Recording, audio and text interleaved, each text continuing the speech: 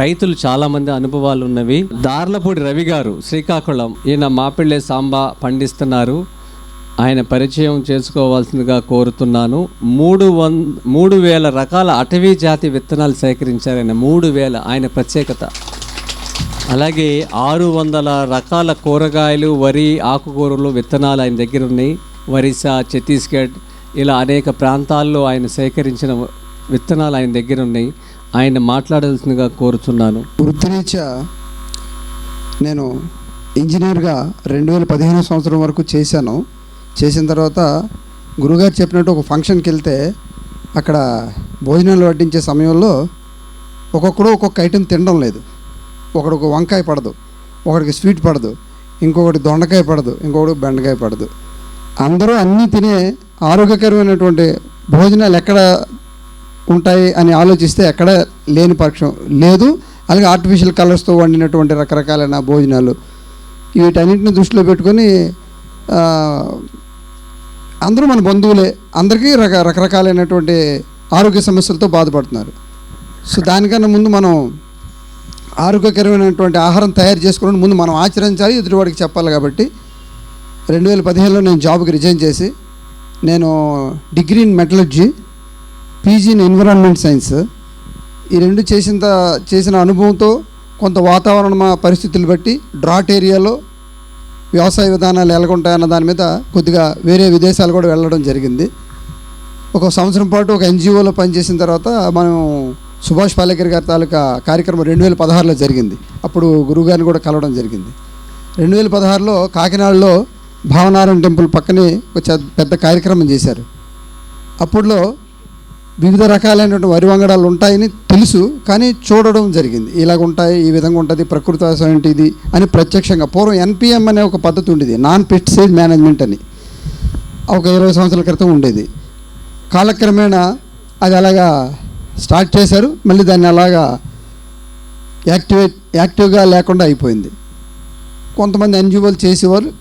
అది అయిపోయిన తర్వాత ఎప్పుడైతే 2016లో సుభాష్ పాలేకర్ గారి తాలూకా న్యాచురల్ ఫార్మింగ్ పద్ధతులు వచ్చాయో వాటిలో క్లాసెస్లో ఉండి సుభాష్ పాలేకర్ గారితో పాటు కొన్ని కార్యక్రమాలు పాల్గొని నేర్చుకొని, అసలు మనం చేయకుండా ఎదుటి వాళ్ళకి చెప్పలేం కాబట్టి ముందు మేము ఆచరించాం. నాకు 1996లో వివాహం జరిగింది. వృత్తిరీత్యా ఇంజనీర్గా ఎక్కువ టెంపరేచర్ ఉన్నటువంటి ప్రదేశంలో పనిచేయడం వల్ల నాకు హార్మోనియల్ ఇన్బ్యాలెన్స్ పక్కన పెడితే స్పెర్మ్ కౌంట్ గట్టా పెరగకపోవడం, తద్వారా నాకు పిల్లలు లేకుండా 25 సంవత్సరాల వరకు నేను ఆ ప్రాబ్లం ఏంటో కూడా ఐడెంటిఫై చేయలేకపోయాను. తర్వాత తెలుసుకున్నాను, గురువుగారు కొన్ని వీడియోలు చూడడం. మాపిళ్ళే సాంబా అనే ఒక రకం ఉంది, ఆ రైస్ తింటే కొత్తగా పెళ్ళైన దంపతులకి తమిళనాడు ఏరియాలో ఆ ఆహారాన్ని ముందుగా ఇస్తారు. ఇంకా మనం తీసుకున్న ఆహారాల వల్లే ఇన్ఫెర్టిలిటీ ప్రాబ్లమ్స్ వస్తున్నాయన్న సంగతి మన అందరికీ తెలిసిన విషయమే. సో ఆహారం ఒక ఏదో మంచి ఆహారం తింటేనే కాదు, మాపిళ్ళే సాంబా అనేది ఏంటంటే ఫెర్టిలిటీ ప్రాబ్లమ్స్తో పాటు చక్కనైన సంతానం జరగడానికి దోహదపడుతుంది. ఆ వరి వంగడాన్ని 2016లో నేను తీసుకొచ్చి మా సొంత వ్యవసాయ క్షేత్రంలో 80 సెంట్లు వేయడము, తర్వాత మరొక 2.5 ఎకరాల్లో మిగతా రకరకాలైనటువంటి కాలాబట్టి, అలాగే చిట్టుముత్యాలు, ఇలా మెడిసినల్ వాల్యూ ఎక్కువ ఉన్న భోగ్ వెరైటీసు, వీటన్నిటితో పాటు నేను పండించిన మాపిళ్ళే సాంబా సరిగ్గా నాకు అందుబాటులోకి రాకపోయేసరికల్లా తమిళనాడు నుంచి మా స్నేహితుడిని తెచ్చుకొని ఆ బియ్యం తినడం అన్నం రూపంలో, అలాగే మంచి నెయ్యి, ఆరోగ్యకరమైనటువంటి దేశీ ఆవు నెయ్యిని ఏటు గీ అని అంటాం కదా, మాకు ఒంగోలు ఆవులు ఉన్నాయి. మా విలేజ్ కూడా పాలకొండ, శ్రీకాకుళం జిల్లా పాలకొండకు దగ్గర ఒక కొండ ప్రాంతం అనమాట. అక్కడ మా వ్యవసాయ క్షేత్రంలో నా ప్రయోగాలను చేసుకుంటూ ముందుకెళ్తూ విత్తనాన్ని సేవ్ చేసుకుంటూ ఈ మాపిళ్ళే సాంబా ఆహారం తింటూ మంచి ఆవురిని, అంటే ఏదో ఒక్కదాని మీద ఆధారపడే దీనివల్ల మనకి సక్సెస్ వచ్చిందని అనుకోవడం చాలా మూర్ఖత్వం అవుతుంది. అన్ని విధాలుగా మనం అన్ని రకాలుగా మనం సేఫ్ జోన్లోకి వెళ్ళగలిగితేనే మన బాడీలో ఉన్నటువంటి హార్మోనియల్ ఇన్బ్యాలెన్స్, 10-12 సంవత్సరాల పిల్లలే మెచ్యూర్ అవుతున్నారంటే బికాజ్ ఆఫ్ హార్మోనియల్ ఇన్బ్యాలెన్స్. మనం తీసుకున్న ఆహారంలో విషపూరితమైనటువంటి ట్రేసెస్ ఉండడం వల్ల అవి మనం తెలియకుండానే నిన్నటి వరకు బాగా తిరిగిన వ్యక్తి ఈరోజు హెల్త్ ఇష్యూస్తో బాధపడుతున్నాడు. సో ఇవన్నీ పక్కన పెట్టి నా ఆరోగ్యం గురించి నేనే జాబ్ రిజైన్ చేసి వచ్చి ఈ వ్యవసాయ విధానాలు పాటిస్తూ ఆహారం తీసుకోవడం వల్ల 2019లో మా మిసెస్ కన్సీవ్ అయ్యి ట్విన్స్ పుట్టారు. నాకు 2 మగపిల్లలు, 2 చక్కనైనటువంటి బరువు, 2 కేజీలు తక్కువ లేకుండా బరువు. కాబట్టి 2 పుట్టడం వల్ల 4 కేజీల కింద డివైడ్ అయ్యారు. గురువుగారు చేసిన ప్రయోగంలో కూడా ఆయన కొంతమందికి ఇలా గర్భిణీ స్త్రీలకి ఇచ్చిన ఆహారంలో 3-3.5 కేజీల పిల్లలు పుట్టిన వాళ్ళు కూడా ఉన్నారు. విలేజ్లో ఇప్పటికీ కూడా 3-3.5 కేజీలు ఇలా భీముల్లాగా ఉంటారు ఒక్కొక్కరు పుట్టినవాళ్ళు. ఎందుకంటే వాళ్ళు 9 నెలలు వాళ్ళు పని చేసుకుంటారు, నీళ్ళు తోడుకుంటారు, బట్టలు ఉతుకుతారు, 1 గంటలో డెలివరీ అవుతున్నంత వరకు కూడా పని చేసుకుంటారు. ఇప్పుడు మనం వేరే వాళ్ళని కామెంట్ చేయడం కాదు, మన పనులు మనం చేయకపోవడం వల్ల మన బాడీ మనకు సహకరించదు. అమ్మ కూర్చోకు, నువ్వు పని చేయకు, నువ్వు కూర్చో అని చెప్పడం కూడా ఒక విధంగా తప్పే. సో ఎవరి పనులు వాళ్ళు చేసుకోవాలి. ఈ ట్రావెలింగ్లో మాకు అద్భుతమైనటువంటి రిజల్ట్ రావడం వల్ల ఇప్పుడు మా పిల్లలిద్దరూ కూడా చక్కగా తెల్లవారు 5 గంటలకు లేస్తారు. వాళ్ళు దంపుడు బియ్యమే తింటారు, 1 పట్టు బియ్యం. చక్కగా వాళ్ళు తెల్లవారిసరికల్లా మనిషి ఆరోగ్యంగా ఉన్నాడని నిదర్శనం తెల్లారి 5 నుంచి 6 మధ్యలో వాడికి మోషన్ అయిపోతే వాడు ఆరోగ్యంగా ఉన్నట్టే. ప్రస్తుతం మా పిల్లలిద్దరూ కూడా హ్యాపీగా ఉన్నారు. మా ఆవుల దగ్గరికి వెళ్తారు, ఆడుకుంటారు. మా రైతుతో నా దగ్గర, నేను ఇప్పుడు ఇక్కడ ఉన్నాను, నా దగ్గర పనిచేసే రైతులతో వాళ్ళే మాట్లాడేస్తారు. ఆవు గడ్డి వేసావా, కుడితి పెట్టావా, నేను వస్తున్నాను, నాన్న స్కూల్కి వెళ్ళారు అని చెప్తారు. సో ఇటువంటివి మన కల్చర్ మనం నేర్చుకోవాలన్నది ఒక సందేశంగా చెప్తున్నాను. ఇక విత్తనాల విషయంకి వస్తే పాలేకర్ గారు మనకి చాలా సందర్భాల్లో మీటింగ్లో చెప్తారు. ముఖ్యంగా సేవ్ సంస్థ వాళ్ళు చేస్తున్నటువంటి కృషి మనం ఈ సభాముఖంగా మనం అందరం కరతాళ ధ్వనులతో మనం ఆయనకి కృతజ్ఞత తెలుపుకోవాలి. అంతరించిపోతున్నటువంటి అనేక వరి వంగడాలనే కాదు, చాలా కూరగాయలు, ఆకుకూరలు, వైల్డ్ వెరైటీస్ వాటన్నిటిని కూడా సమీకరించి ఒక దగ్గర పెట్టి వాటిని మలనాటి వాళ్ళందరికీ కూడా ఇవ్వడం అనేది ఒక చాలా బృహత్ కార్యం. మేము కూడా చాలా కార్యక్రమాలకు వెళ్ళి భారత్ బీజ్ స్వరాజ్ మంచ్ అని ఇలాగా ట్రైబల్ ఏరియాలో వేరే స్టేట్స్లో నేను ట్రావెల్ చేసి అక్కడ ముఖ్యంగా మన సీడ్ ఎప్పుడూ కూడా డైల్యూట్ అవ్వకుండా ఫ్రెష్గా దాని తాలూకా ఉనికి కోల్పోకుండా ఉన్న పరిస్థితి ఎక్కడ ఉంటుందంటే ఓన్లీ ట్రైబల్ ఏరియాలోని ప్రాంతాల్లోనే ఉంటుంది. ఎందుకంటే వాళ్ళు చక్కనైన బిర్యానీ మనం తింటాము అనుకోండి, స్పైసెస్ ఎక్కువ వేసిన బిర్యానీ తినడం వల్ల మనకి ఎక్కువగా దాహం వేస్తుంది.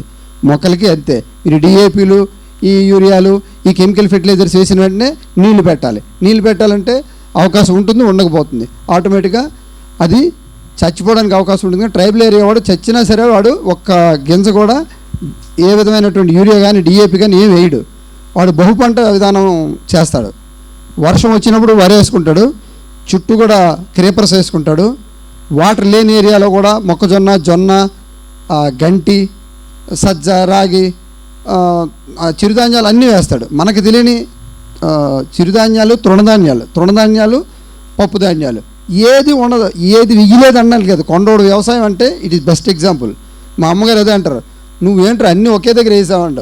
అమ్మ ఒకటి మనలాగే స్నేహితులుగా ఉంటాయి, అవి ఇచ్చిపుచ్చుకుంటాయి. ఎన్పికే అన్నది మనం చెయ్యాలంటే నువ్వు కొండోళ్ళలో కలిసిపోతావు ఎప్పటికో అన్నది. అందుకే ఇమీడియట్గా ఆ రోజు చెప్పింది నేను డ్రెస్ మార్చేసి ముందు మనం మారాలి కదా. ఆవిడ ఇచ్చిన సందేశం కూడా మనం తీసుకోవాలి.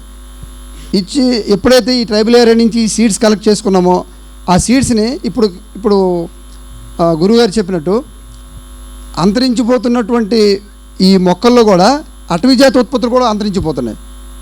వాటిని కూడా కాపాడాలని శ్రీ రవిశంకర్ ఇన్స్టిట్యూట్లో 2019లో నేను ఆర్ట్ ఆఫ్ లివింగ్ వాళ్ళ సంస్థ ద్వారా న్యాచురల్ ఫార్మింగ్ టీచర్గా ప్రమోట్ అయ్యాను. ప్రస్తుతం నేను న్యాచురల్ ఫార్మింగ్ టీచింగ్ చెప్తుంటాను. అలాగే గురువుగారి ఆశీస్సులు, ఇటువంటి పెద్దల ఆశీస్సుల వల్ల నేను స్టేట్ టీచర్ కోఆర్డినేటర్ని అయ్యాను. అంటే నేను ఒక 40 మంది టీచర్లు నా కింద ఉన్నారు. ప్రతి దగ్గరగా ఉచితంగా న్యాచురల్ ఫార్మింగ్ క్లాసెస్ చెప్తాం మేము. కాకపోతే రిజిస్ట్రేషన్ చేసుకొని ఎంతమంది ఉంటే అంతమందికి చెప్తాం, ఒక్కరికైనా చెప్తాం. అలాగే మా ఫామ్ను కూడా డెవలప్ చేసాం.